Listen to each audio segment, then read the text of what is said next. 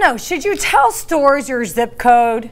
It may seem harmless, but some believe it could open up a whole list of problems down the road. Consumer attorney Laura Cotter is here with more to tell us.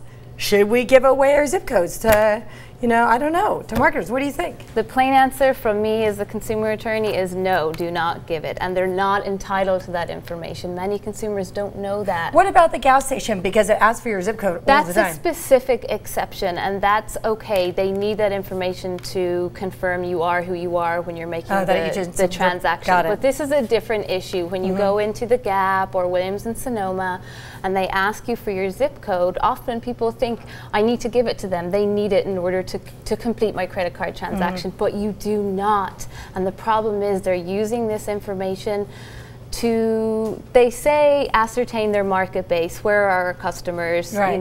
Where should we focus our efforts? But they are actually doing something with this information which is completely wrong, in my opinion.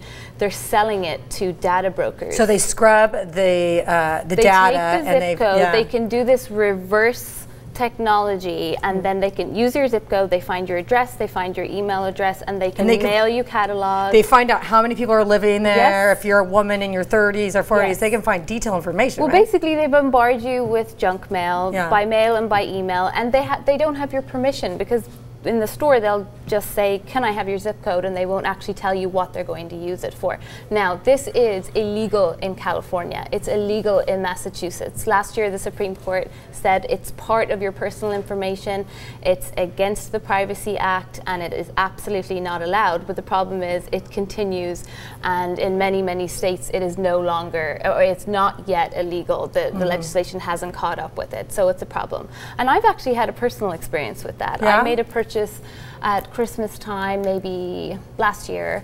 Somebody messed with you, Laura? They did mess with me. They did not know who they were messing with. When I was handing over my credit card, they asked for my address, and it was Hugo Boss, and they stored this address with my credit card information, and I ended up being part of a class action. That's what I do, I'm a class action attorney, but I was actually on the other end of it this time. I was the class member, and I received a settlement because Hugo Boss were in trouble for doing that, because it raised the important issue of identity theft, and that's what we really, really, really need to be careful. Yahoo issued statistics last year to say it's at an all-time high.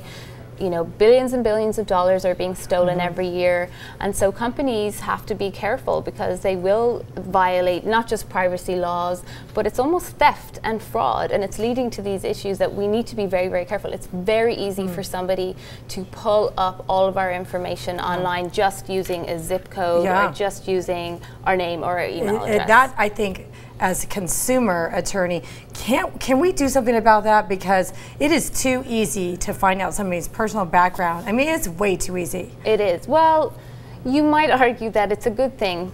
Perhaps you would want to do an investigation on a nanny you're hiring, or somebody that you might want to find out whether they have a criminal record. No, I'm talking about where they live, their address, and everything else. Exactly. It's not legal. And if that happens to you in a store, if somebody says, "Can I have your zip code?" say no, or ask them why do you want my zip code? They probably will give you the answer. We want to establish our market base, and we want to help you and help our service to you. But in fact, they could be using it for non-benign purposes, such as selling the data or just bombarding you with junk mail. We get enough junk mail as it is. We don't need to have our spam email. Spam in the mailbox, spam in our emails, it doesn't matter.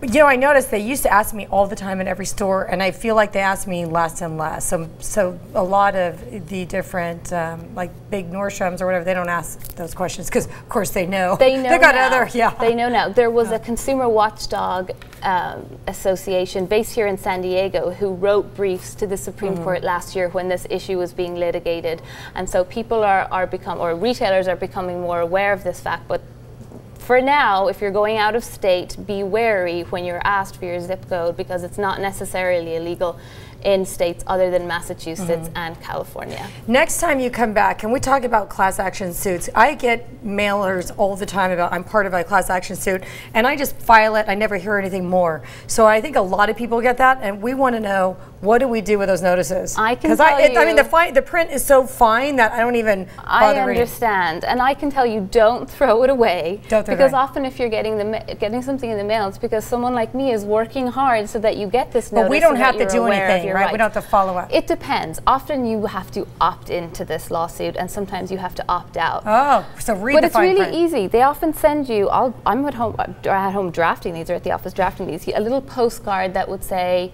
I don't want to participate in this class action. I'd rather file my own individual suit. That's what it's about. And you send it in.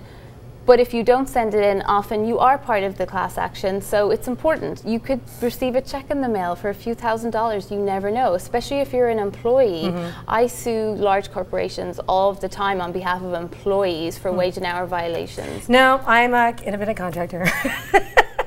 Yes. Oh, well. No, we won't bring up that issue. Yeah. Often people don't want to hear from me when we're speaking about employer violations and things like that. But class actions are something that you should be aware of, and it's important. We're representing consumers in situations such as this, and employees who wouldn't bring small actions against their employer because they're afraid, and we're representing their claims on their behalf and making sure that they get what's owed to them. Well, consumers are very lucky to have you. So we'll have to, we'd love to have you next week to talk about more consumer awareness, things that protect us as consumers. Right, there are many consumer and employee issues making national attention right now, so I feel it's important to bring that to the public's attention. Love to have you here every week. Thank you, Great. Laura. Thank you.